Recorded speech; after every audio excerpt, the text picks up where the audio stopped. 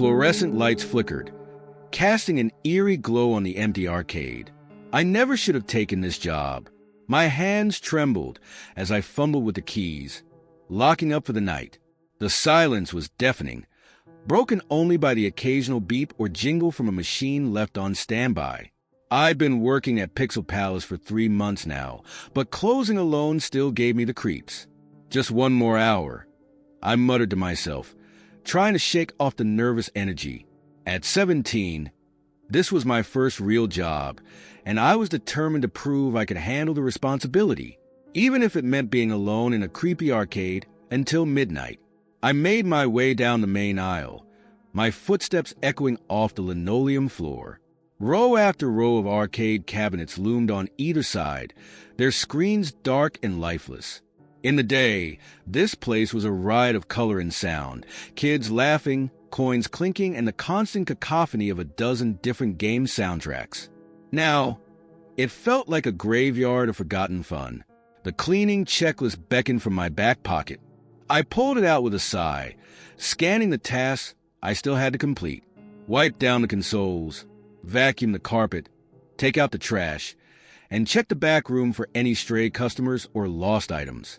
That last one always made my skin crawl. The back room was cramped and poorly lit, filled with broken machines and spare parts. During the day, it was just another part of the job. But at night, when the shadows grew long and every creak seemed amplified, it became the stuff of nightmares. I decided to tackle it first and get it over with. Grabbing a broom for protection and maybe a bit of comfort, I made my way to the rear of the arcade. The employees' only sign on the door seemed to mock me as I reached for the handle. The hinges creaked ominously as I pushed the door open. I fumbled for the light switch, my heart pounding in my chest. The fluorescent bulb buzzed to life, revealing stacks of cardboard boxes and the hulking shapes of decommissioned game cabinets. "Hello," I called out, feeling foolish but needing to break the silence. "Anyone in here? We're closed." No response, of course. I began my sweep of the room, checking behind cabinets and in dark corners. The air was thick with the musty smell of old electronics and dust. I sneezed, the sound echoing off the walls and making me jump. That's when I heard it, a soft thud, like something being knocked over, coming from the far corner of the room. I froze, my grip tightening on the broom handle. Is someone there? I tried to keep my voice steady, but it came out as more of a squeak. Silence answered me. I took a deep breath, trying to calm my racing heart. It was probably just a rat, I told myself. Or maybe one of the precariously stacked boxes had finally toppled over. Nothing to be afraid of. I inched closer to the source of the sound, my broom held out in front of me like a shield. As I rounded a tall stack of boxes, I saw it. A small cardboard box on its side, its contents spilled across the floor. Relief washed over me. Just a fallen box, nothing more. I chuckled at my own paranoia, bending down to pick up the scattered items. Old game tokens, faded instruction manuals, and tangled wires littered the ground. As I reached for a particularly ancient-looking token, a flicker of movement caught my eye. I looked up, my blood turning to ice in my veins. There, reflected in the dusty screen of an old Pac-Man machine, was a face. Not my face, but someone or something else's. It was there for just a moment, pale and distorted, before vanishing as quickly as it had appeared. I scrambled backward, my heart pounding so hard I thought it might burst from my chest.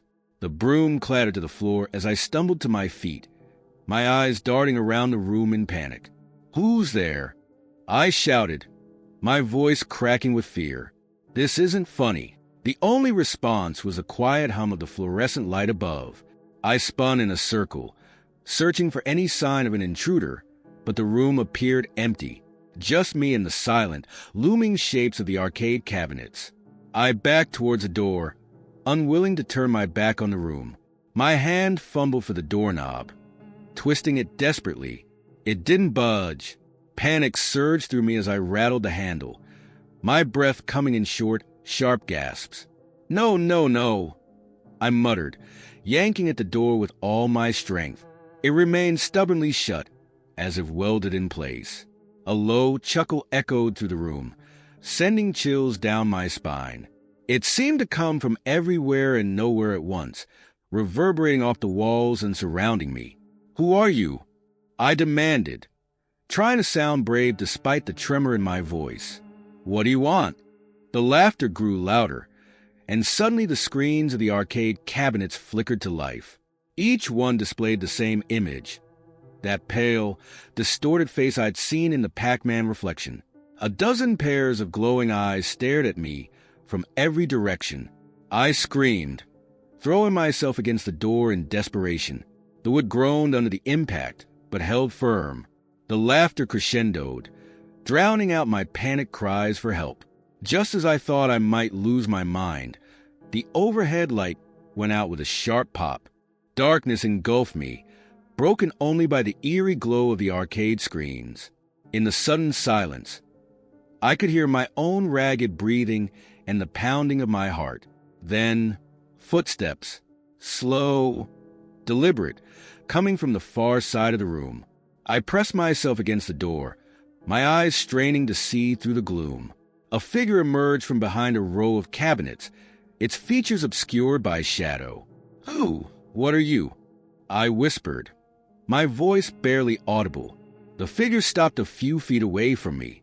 In the dim light cast by the screens, I could make out the outline of a person or something person-shaped, at least.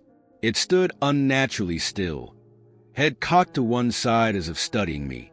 "Just a lost soul," it said, its voice a rasping whisper that seemed to slither through the air. "Like you." I shook my head, confusion mingling with my terror. "I'm not lost. I work here. I'm just trying to close up." The figure took a step closer, and I pressed myself even harder against the door, willing it to give way. "We all work here," it said, gesturing to the glowing screens around us. Trapped in an endless game, playing the same levels over and over again. As it spoke, the images on the screens began to move.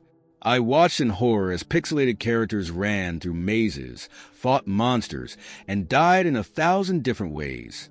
With each death, I could have sworn I heard a faint scream. "What do you mean?" I asked, my curiosity momentarily overriding my fear. "How can you be trapped in a game?" The figure chuckled again, the sound dry and humorless. "Oh, it's quite simple. You play, you lose, you become part of the machine. Your soul fuels the games. Your memories become the pixels." It spread its arms wide. "We are the lifeblood of this place, the reason it hums with energy long after the customers have gone home." I shook my head, unwilling to believe what I was hearing. "That's impossible. You're lying. This is just some sick joke, right? Did Jake put you up to this?" But even as I spoke, doubt crept into my mind. How many times had I felt a strange energy in this place, especially late at night? The way the machines seemed to come alive, the odd noises when no one else was around, it all started to make a twisted kind of sense. The figure took another step towards me, close enough now that I could smell the faint odor of ozone and burnt plastic. "No joke, child. Just the truth of what happens when you play too long, when you let the game consume you." It reached out a hand, and I saw that its fingers were translucent, flickering like a bad television signal. "Join us," it whispered. "Become part of something greater. Experience eternity in a world of endless possibilities." I stared at the outstretched hand, mesmerized despite my fear. For a moment, I could almost see the appeal. To live forever in a world of games, free from the pressures and pains of real life. But then I thought of my family, my friends, the life I had waiting for me outside these walls. "No," I said, surprised by the firmness in my voice. I don't want to be part of your game. I want to go home." The figure's hand dropped to its side, and I sensed a wave of disappointment emanating from it. "Such a shame," it sighed. "We could have shown you wonders beyond your imagination." Suddenly, the door behind me swung open, nearly sending me tumbling to the floor. I caught myself at the last moment, looking back at the figure in confusion. "Go then," it said, waving a dismissive hand. "But remember, the game is always waiting. One day, you might find yourself back here, ready to play for keeps." I didn't need to be told twice. I bolted from the room, running through the darkened arcade as fast as my legs could carry me. I didn't stop until I reached the front entrance, bursting out into the cool night air with a gasp of relief. As I stood there, gulping down breaths and trying to slow my racing heart, I looked back at the arcade. From the outside, it looked perfectly normal, just another closed business in a quiet strip mall. But now I knew the truth about what lurked inside. I pulled out my phone with shaking hands, ready to call my parents or the police or anyone who might believe me. But as the adrenaline began to fade, doubt crept in. Who would believe such an insane story? I'd be laughed out of town, or worse, sent to a psychiatrist. In the end, I pocketed my phone and began the long walk home. I knew I could never set foot in that arcade again, never risk becoming part of its dark secret. But as I walked, I couldn't shake the feeling that I was leaving a part of myself behind, a part that would always be there, trapped in an endless game, waiting for me to return and play one last time. The lock clicked with a finality that sent chills down my spine. We were trapped, and the night had only just begun. It was supposed to be a fun Friday night. Just me and my 3 best friends blowing off steam at Pixels and Pints, the new arcade bar that had opened downtown. We'd spend hours battling it out on classic fighting games, racing each other in neon-lit car simulators, and racking up an impressive pile of tickets at the skee-ball machines.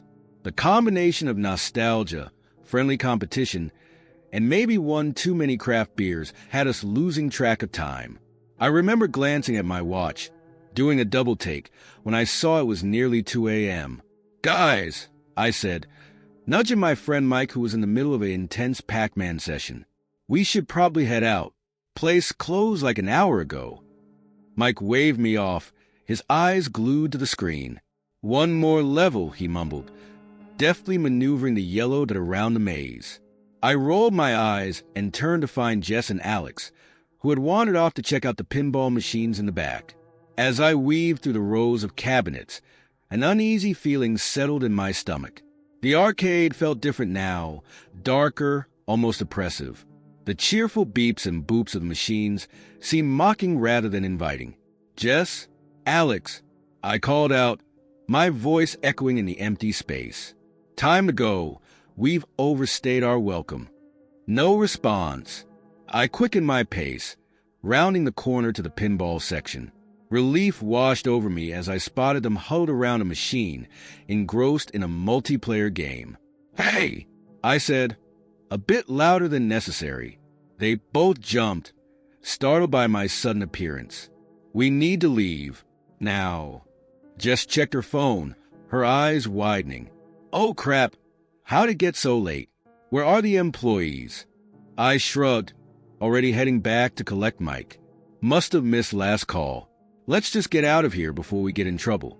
We made our way to the front, Mike grumbling about his interrupted game. But as we approached the main entrance, my heart sank. The glass doors were dark, the neon open sign long since extinguished. And there, unmistakable in the dim emergency lighting, was a heavy padlock securing the doors.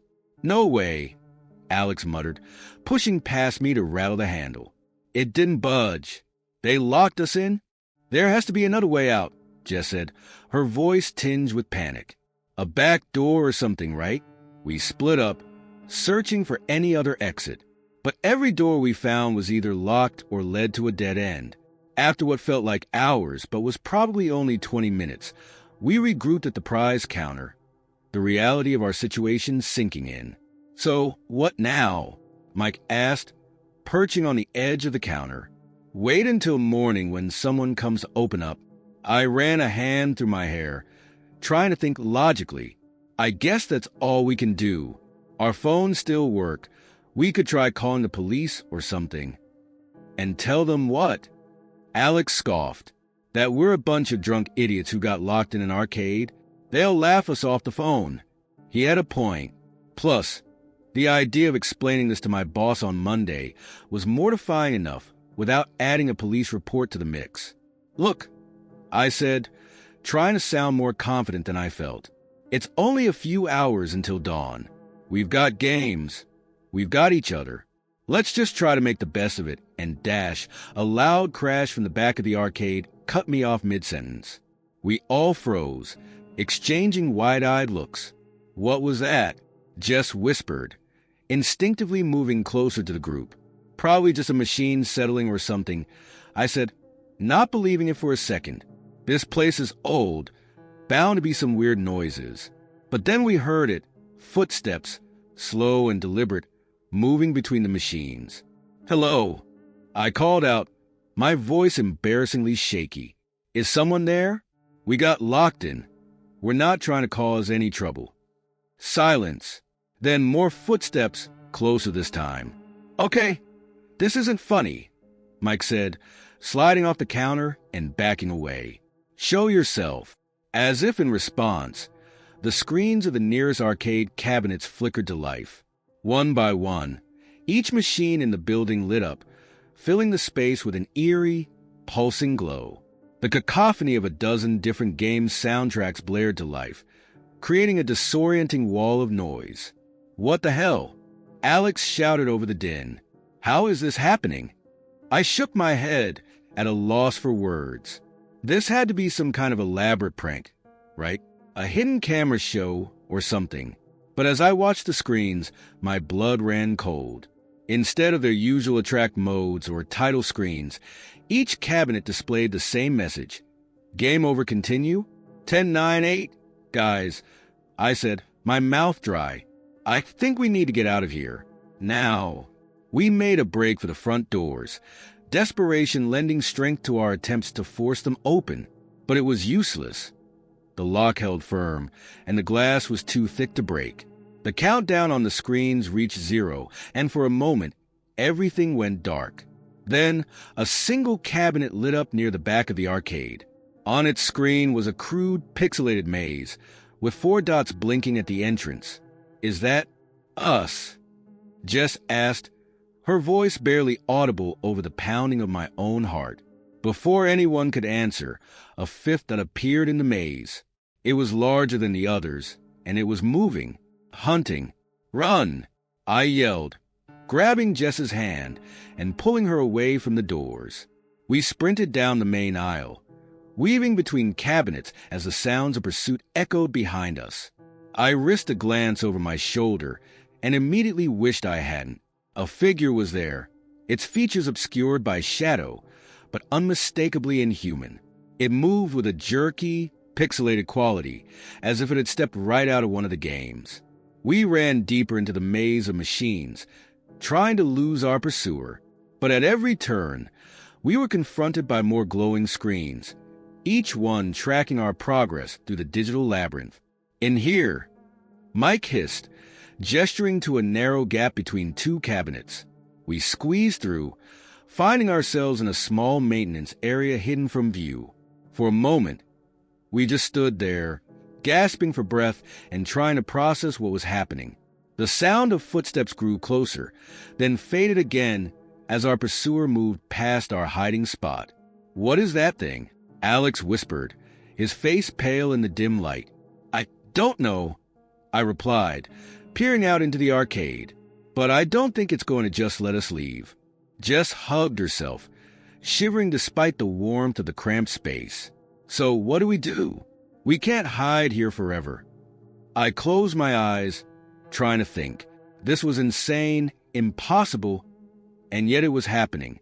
We were trapped in some kind of nightmarish game, and the only way out seemed to be to play along. The maze! I said slowly, the idea forming as I spoke. If this is a game, there has to be a way to win, right? Maybe if we can get through the maze, find an exit. Or we could just get caught and killed. Mike muttered darkly. You got a better idea? I snapped, immediately regretting my harsh tone. Look, I know it's crazy, but right now, it's all we've got. After a moment of tense silence, Alex nodded, He's right. We play the game, we find the exit. It's our only shot. We formulated a plan. Move quickly but cautiously, stay together, and keep an eye on the screens to track the creature's movements. Taking a deep breath, we emerge from our hiding spot and back into the neon-lit nightmare. The next hour was a blur of fear and adrenaline. We crept through the arcade, using the cabinets as cover, always aware of the looming threat. Several times, we barely avoided detection, ducking behind machines as the pixelated monster prowled past. As we progressed, the game seemed to get harder. Machines would suddenly spring to life as we pass, blaring sound effects that threatened to give away our position. Lights flickered and died, plunging sections of our path into darkness.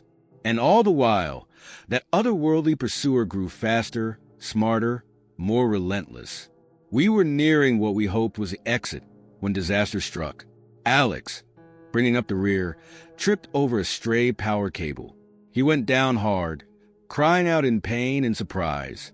The sound echoed through the arcade, and we heard the creature's answering shriek. "Go!" Alex yelled, struggling to his feet. "I'll hold it off, just go." I hesitated, torn between saving my friend and the primal urge to run, but Jess was already moving, pulling me along with her. "We have to keep going," she said, tears streaming down her face. "It's what he wants." We ran, the sounds of struggle fading behind us. I tried not to think about what was happening to Alex, focusing instead on the glowing exit sign that had appeared at the far end of the arcade. Just as we reached the door, a scream cut through the air, Mike's voice, filled with terror and pain. I turned to see him being dragged into the shadows, pixelated tendrils wrapped around his legs. "No," I yelled, starting towards him, but Jess held me back, her grip surprisingly strong. "There's nothing we can do," she said, her voice breaking. "We have to end this. Now." With a heavy heart, I nodded. Together, we pushed through the exit door and into a blinding white light. I blinked, disoriented, as the world slowly came back into focus. We were outside the arcade, standing on the sidewalk in the early morning light. The streets were empty, the only sound the distant hum of traffic. Did that really happen?" Jess asked, her voice small and uncertain. I looked back at Pixels and Pines. It stood dark and silent, no sign of the nightmare we had just endured. No sign of Mike or Alex. "I don't know," I said honestly, "but I don't think we'll be coming back here anytime soon." As we walked away on shaky legs, I couldn't shake the feeling that we hadn't really escaped. That somewhere in that digital maze, a part of us was still running, still hunted, and that the game wasn't truly over. It was just waiting for new players to continue the endless chase. The first punch felt real. Too real. That's when I knew something was terribly wrong. I've been coming to Quantum Arcade for years, ever since I was tall enough to reach the controls. It's always been my sanctuary, a place where I could forget about the stresses of life and lose myself in pixelated worlds. But tonight, everything changed. It started like any other Friday night. I walked in, breathing in the familiar scent of stale popcorn and ozone from the humming machines. The place was buzzing with energy, kids darting between games, teenagers huddled around the latest shooters, and a few old-timers like me settled in at our favorite cabinets. I made my way to the back corner where Fist of Fury, my go-to fighting game, waited for me.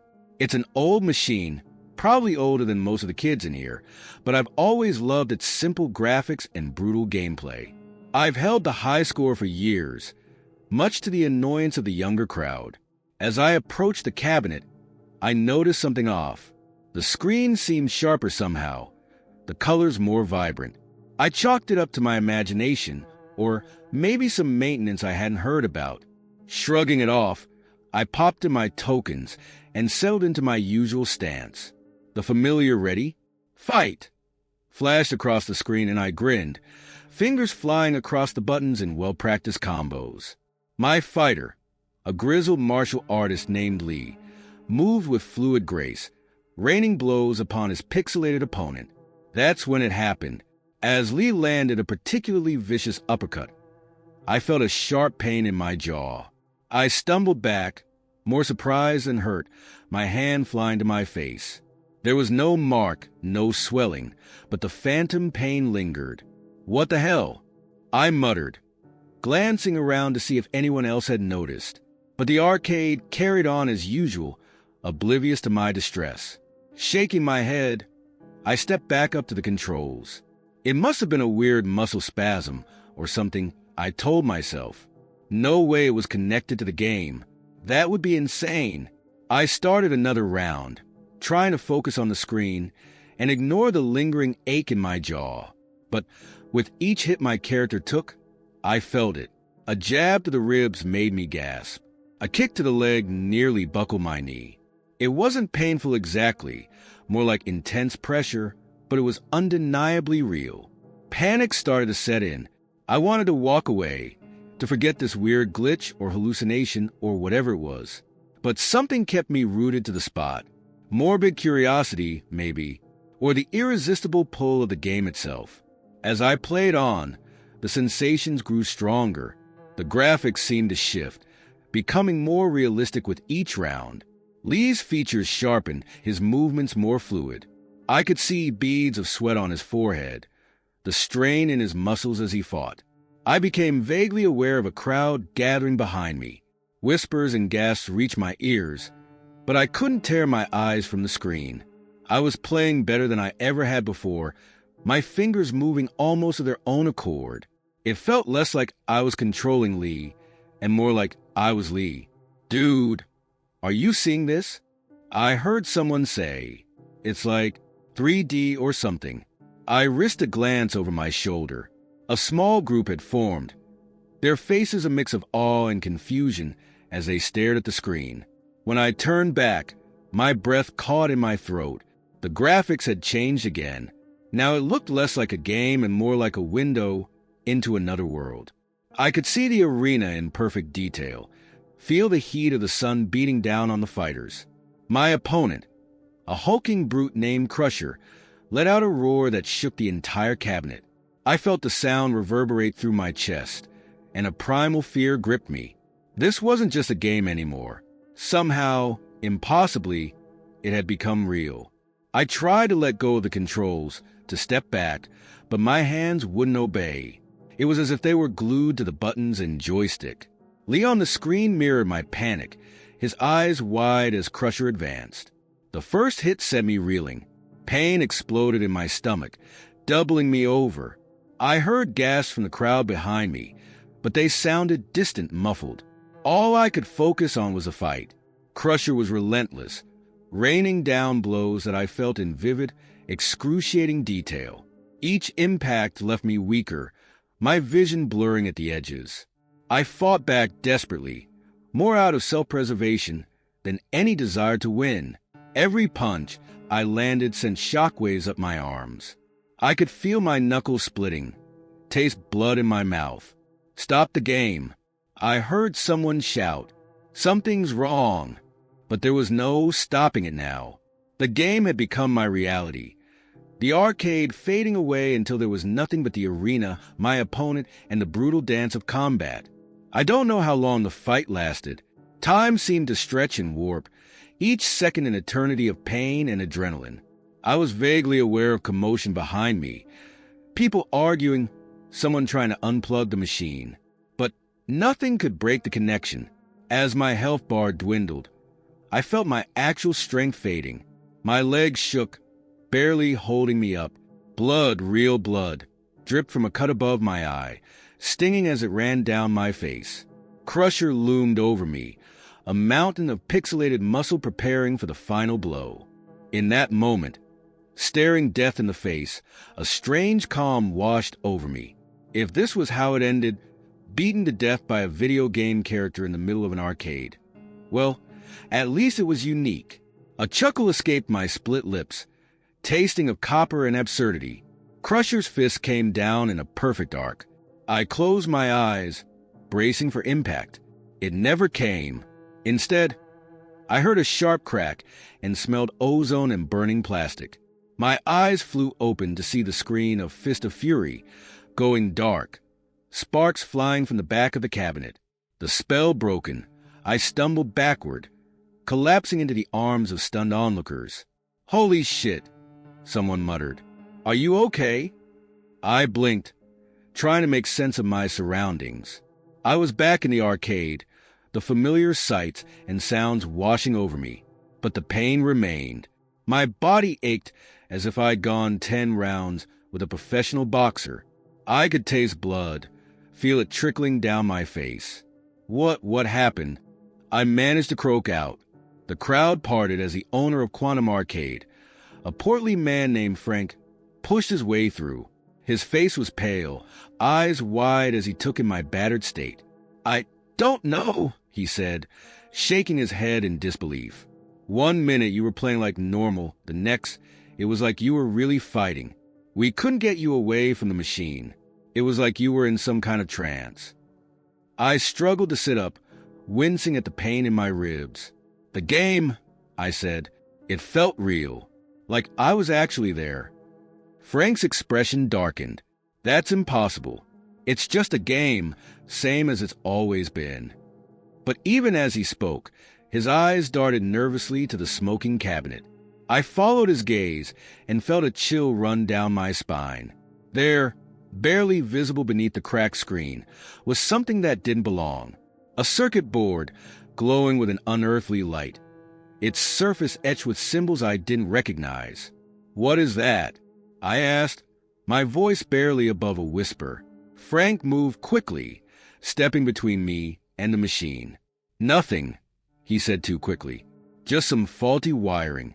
Don't worry about it. Let's get you some help." As he helped me to my feet, I caught a glimpse of his face. There was fear there, yes, but also something else. Knowledge, guilt even. He knew something about what had happened, something he wasn't sharing. The next few hours passed in a blur of paramedics, police questions, and concerned friends. I was patched up, given a clean bill of health despite my injuries, and sent home with strict instructions to rest. But sleep was the farthest thing from my mind. I couldn't shake the memory of that fight, the hyperreal sensation of being inside the game, and Frank's reaction. There was more going on here than a simple malfunction. As I lay in bed that night, replaying the events over and over, a notification pinged on my phone. An email, sender unknown. With shaking hands, I opened it. "The game isn't over," it read. "Round 2 begins soon. Will you play?" I stared at the screen, my heart pounding. Part of me wanted to delete the email, to pretend none of this had ever happened, to go back to my normal life where games were just games and reality was, well, real. But another part of me, a part one was afraid to acknowledge, felt a thrill of excitement. The rush of the fight, the heightened sensations, the blurring of boundaries between player and avatar. It was terrifying, yes, but also exhilarating. My finger hovered over the reply button. The smart thing would be to walk away, to never set foot in Quantum Arcade again. But since when have gamers ever done the smart thing? With a deep breath, I typed 2 words and hit send. Game on. As I set my phone down, I couldn't help but smile. Whatever was really going on with that machine, whatever Frank was hiding, I was determined to find out. And if that meant stepping back into the arena, feeling every punch and kick as if it were real, well, that was a price I was willing to pay. After all, what's life without a little risk? And what's a game without real stakes? Round 2 was coming, and this time, I'd be ready. I should have known better than to get obsessed with a stuffed animal. But there was something about those eyes, staring at me from behind the glass of the crane game. They seemed to follow me, beckoning, challenging. Little did I know, accepting that challenge would turn my life into a waking nightmare. It all started on a Tuesday night. I had stopped by Lunar Lanes, the rundown bowling alley on the edge of town, to meet some friends for our weekly league night. As usual, I arrived early and decided to kill some time in the small arcade tucked away in the corner. That's when I first saw it. A worn crane machine stood in the far corner, its scratched plexiglass cloudy with age. But even through the grime, one prize stood out among the generic plush toys and cheap plastic trinkets. It was a stuffed rabbit, about the size of a football, with fur that seemed to shimmer between midnight blue and deep purple depending on how the light hit it. Its eyes were what really caught my attention. Large, almost cartoon-like in their expressiveness, and an unsettling shade of silver that seemed to glow in the dim arcade lighting. I'm not usually one for these types of games. I know they're rigged, designed to separate fools from their money. But something about that rabbit called to me. Before I knew it, I had fished $1 worth of quarters from my pocket and was positioning the claw above my target. The familiar whir and clunk of the mechanism filled my ears as the claw descended. For a brief, heart-stopping moment, I thought I had it. The metal fingers closed around the rabbit's middle, lifting it a few inches before predictably losing their grip. The toy tumbled back into the pile, those silver eyes somehow managing to look smug. Tough luck, a voice said behind me, making me jump. It was Jerry, the alley's longtime manager. He nodded toward the machine. That one's been giving folks trouble for weeks. Never seen anyone come close to winning it. I shrugged, trying to play it cool. Just killing time, I said. You know these things are impossible anyway. Jerry gave me an odd look, his bushy eyebrows furrowing. Maybe, he said slowly, but sometimes I swear that rabbit moves on its own, always ends up on top of the pile, no matter how many times the claw drops it. I laughed, but it sounded forced even to my own ears. Come on, Jerry. You've been huffing Lane wax fumes for too long. He didn't laugh. Instead, he gave the machine a wide berth as he shuffled past, muttering something I couldn't quite catch. I tried to put the rabbit out of my mind as I joined my friends for our games.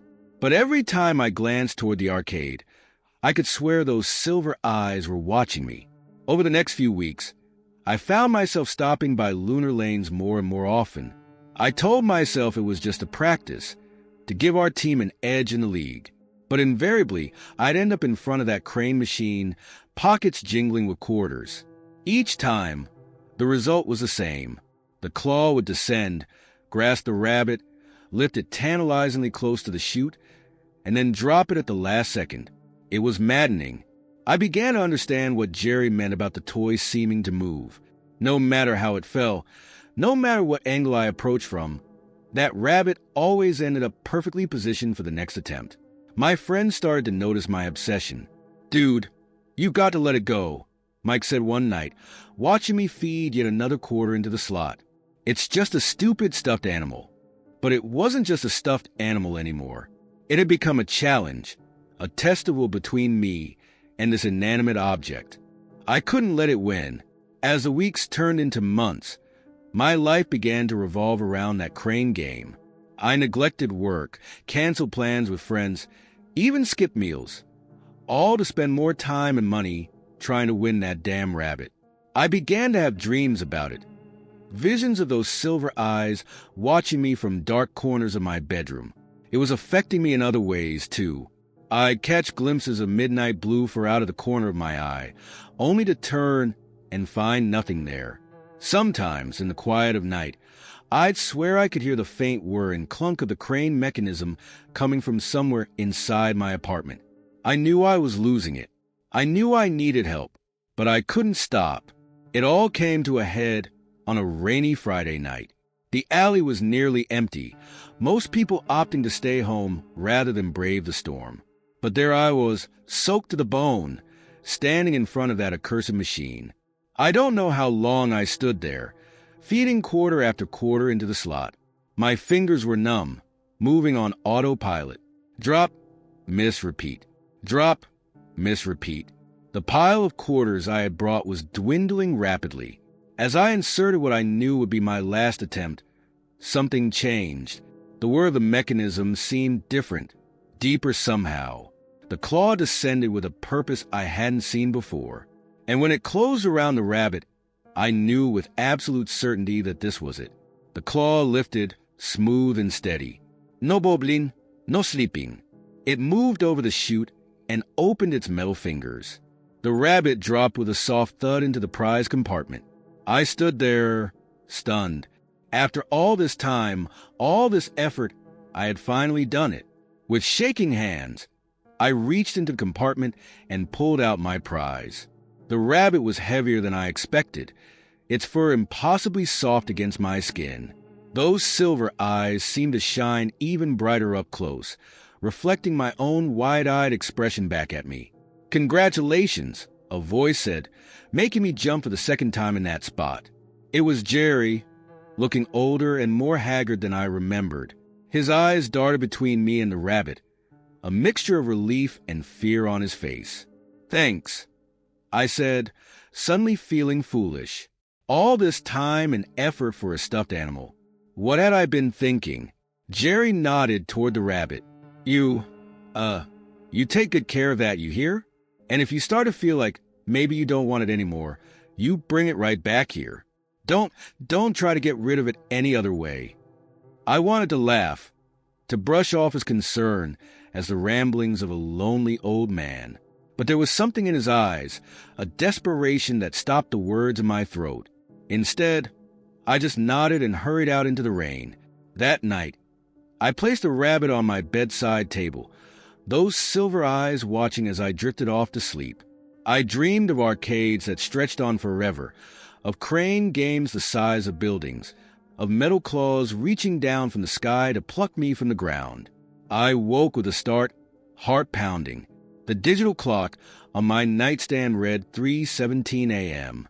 As my eyes adjusted to the darkness, I realized something was wrong. The rabbit wasn't where I had left it. Panic rising in my throat, I switched on the lamp. The sudden light made me squint, but there was no mistaking what I saw. The rabbit sat at the foot of my bed, those silver eyes locked on mine. And unless I was truly losing my mind, it was bigger than before. I scrambled out of bed, putting as much distance between myself and the toy as possible. This couldn't be happening. It was just a stuffed animal, wasn't it? But as I watched, frozen in fear, the rabbit's head turned to follow my movement. Its mouth, which I could have sworn was just embroidered thread before, opened in a silent laugh. I ran out of the bedroom, through the apartment, not stopping until I was in my car, peeling out of the parking lot with no destination in mind. All I knew was that I had to get away. As the first light of dawn broke over the horizon, I found myself back at Lunar Lanes. The parking lot was empty, save for a single car I recognized as Jerry's ancient station wagon. With the rabbit clutched tightly to my chest, I hadn't dared leave it behind. I pounded on the door. Jerry opened it almost immediately, as if he had been expecting me. One look at my face and the rabbit in my arms told him everything he needed to know. "I tried to warn you," he said softly, stepping aside to let me in. "Come on, let's put that thing back where it belongs." As we walked toward the crane machine, a thought struck me. "How long?" I asked. "How long has this thing been here?" Jerry sighed, suddenly looking every one of his years. "Longer than me. Longer than this place, I reckon. It just showed up one day, and it's been waiting ever since." "Waiting for what?" He didn't answer, just gestured for me to put the rabbit back in the machine. As soon as it left my hands, I felt a weight lift from my shoulders. The compulsion, the obsession that had driven me for months, vanished like mist in the morning sun. We watched in silence as the rabbit settled into its place among the other toys. Those silver eyes seemed to wink at me one last time before going dull. Just another prize waiting to be won. "What now?" I asked, my voice barely above a whisper. Jerry placed a hand on my shoulder, his grip surprisingly strong. "Now you go home. You live your life, and you pray that nobody else gets caught in its trap." As I walked out of Lunar Lanes that morning, I couldn't shake the feeling that I had narrowly escaped something truly terrible. The rain had stopped, and the world seemed fresher, brighter somehow. But even as I drove home, already feeling the memory of the rabbit fading like a bad dream, a small part of me wondered who would be next, wondered how long it would take before those silver eyes found a new target. And despite everything, a tiny voice in the back of my mind whispered that maybe, just maybe, I should go back for one more try. The first time I saw it move, I convinced myself it was a trick of the light. By the third time, I knew we had a serious problem on our hands. My name's Jack, and I've been the night security guard at Pixelated Dreams Arcade for the past 6 months. It's usually a quiet gig. Make my rounds, check for kids trying to hide until after closing, and occasionally shoo away some teenagers thinking they're slick enough to break in. But everything changed the night they brought in that damn animatronic. It was supposed to be our new mascot, a way to compete with the fancier arcades popping up in the mall. 8 feet tall, covered in neon-colored fur, with a permanent grin plastered across its face. The kids called it Zax, though I'm not sure if that was its official name or just something that caught on. During the day, it would wave its arms, spout cheesy catchphrases, and spit out tickets from a slot in its chest. The little ones loved it. Me, I thought it was creepy as hell. The first few nights after Zax's arrival were uneventful. It stood silently in its corner, arms frozen mid-wave, dead eyes staring at nothing. I did my best to avoid looking at it during my rounds. Something about its frozen smile and the dim emergency lighting gave me the creeps. It was during my third night shift with Zax that things got weird. I was doing my usual 2 a.m. walkthrough when I noticed something off. The animatronic wasn't in its usual spot. At first, I thought maybe the day crew had moved it for cleaning or maintenance. But as I swept my flashlight around the room, I spotted it standing in front of the racing games, its head tilted as if studying the screens. My heart nearly stopped. I must have been seeing things, right? These suits don't just get up and walk around. I blinked hard, expecting the image to change. But there it was, clear as day, at least 20 feet from where it should have been. I approached cautiously, my hand hovering over the taser on my belt. As I got closer, I could have sworn I heard a faint whirring sound coming from inside the suit. But as soon as my flashlight beam hit it directly, the noise stopped. Zax stood there, motionless, its permanent grin somehow seeming more sinister than ever. With shaking hands, I radioed my supervisor. "Hey, Dave, did anyone mention moving the new animatronic today?" There was a pause before Dave's groggy voice came through. "The what?" "No. Nobody's supposed to touch that thing except the tech guys." "Why?" I swallowed hard, my eyes never leaving Zax's face. "No reason. Just, making sure. Over and out." I spent the rest of that shift with my back to the wall, jumping at every little noise. When 6 a.m. finally rolled around, I practically ran out of there. The next night, I came prepared. I'd set up a small camera facing Zax's corner, ready to catch any movement. Part of me hoped it would show nothing, that I'd imagine the whole thing in some sleep-deprived haze. But another part of me needed to know I wasn't going crazy. For hours, nothing happened. I watched the live feed on my phone, seeing nothing but the still form of Zax in its usual spot. Just as I was starting to relax, thinking I'd overreacted, the feed went dead. Static filled the screen for a few seconds before clearing up. When the image returned, Zax was gone. My blood ran cold. I leapt from my chair in the security office, grabbing my flashlight and taser. As I burst into the main arcade floor, I heard it.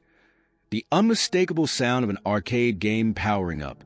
I followed the noise to the back of the room, where our oldest machines were kept.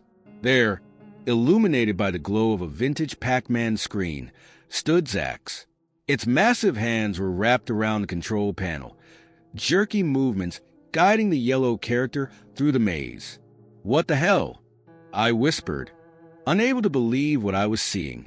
At the sound of my voice, Zax's head swiveled 180 degrees to face me, its movements unnaturally smooth for such a bulky suit.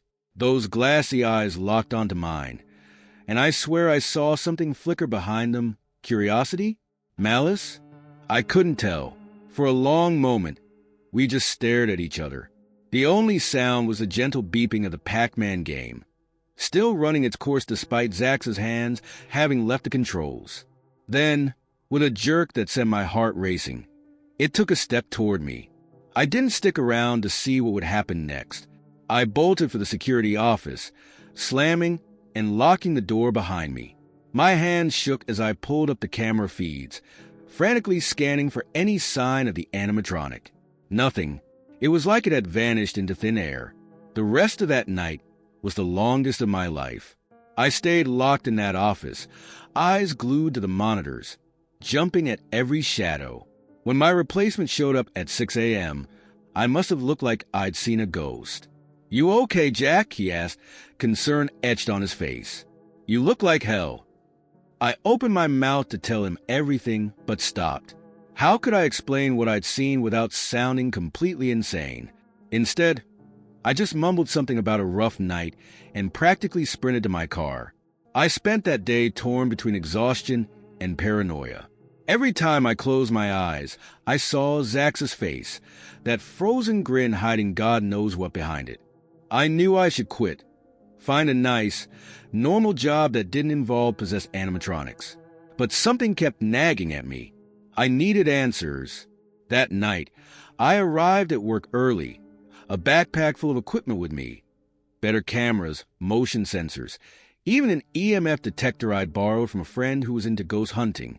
I was going to get to the bottom of this, one way or another. I set everything up with meticulous care, making sure every inch of the arcade was covered. Then I settled into the security office, eyes glued to the screens, waiting.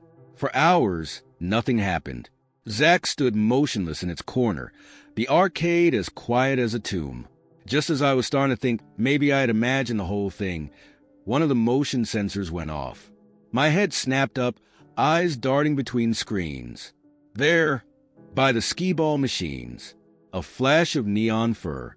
I switched to that camera just in time to see Zax disappear behind a row of cabinets. Heart pounding, I grabbed my flashlight and slipped out of the office. Every instinct screamed at me to run, to get as far away from this place as possible. But I had to know. I had to understand what was happening. I crept through the darkened arcade, the beam of my flashlight sweeping back and forth. The usually cheerful game cabinets loomed like silent sentinels, their dark screens reflecting my light back at me. As I neared the skee-ball area, I heard it. The software servos, the creak of joints not meant for independent movement. Steeling myself, I rounded the corner, and there it was. Zax stood with its back to me, bent over one of the skee-ball ramps. As I watched, frozen in shock, it picked up a ball and rolled it with surprising gentleness. The ball curved up the ramp and dropped neatly into the 100-point hole. A stream of tickets erupted from the machine. Slowly, Zax turned to face me. In one massive paw, it clutched the tickets it had won. With deliberate movements, it held them out toward me, like a child proudly showing off a drawing. What are you?" I managed to croak out. Zax's head tilted to one side, an almost quizzical gesture. Then, to my utter astonishment, it spoke, not in the cheery pre-recorded phrases it used during the day, but in a voice that sounded like grinding gears and static. "Play with me?" I'd like to say I bravely stood my ground, that I demanded answers or tried to communicate further. The truth is, I ran. I ran faster than I've ever run in my life, out of the arcade, out of the building, and into the cool night air. I didn't stop until I reached my car, my lungs burning and spots dancing in front of my eyes.